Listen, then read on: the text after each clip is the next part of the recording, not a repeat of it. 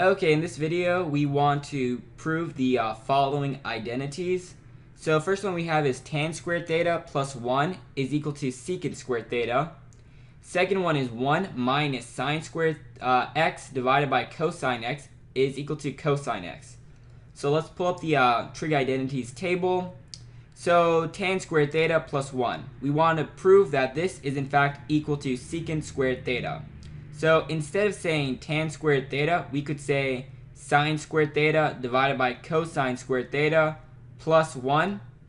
Next, we want to get a common denominator. So if we multiply this by cosine squared theta, then we would divide by cosine squared theta. So we could say that this right here is equal to sine squared theta plus cosine squared theta divided by cosine squared theta. This is because sine squared theta divided by cosine squared theta is this. Cosine squared theta divided by cosine squared theta is 1.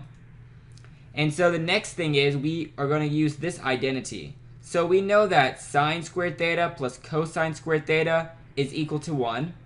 So we would have 1 divided by cosine squared theta.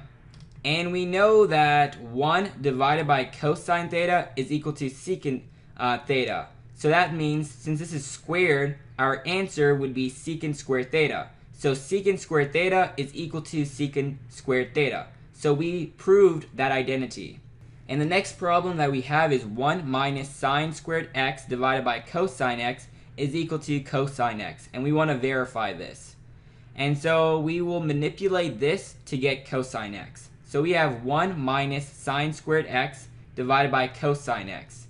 And we know that sine squared theta plus cosine squared theta is equal to 1.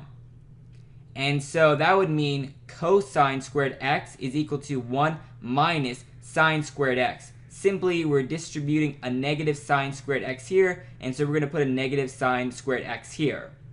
And so instead of saying 1 minus sine squared x, we could say cosine squared x. So cosine squared x divided by cosine x would give us cosine x. So cosine x is equal to cosine x, and so that's verified.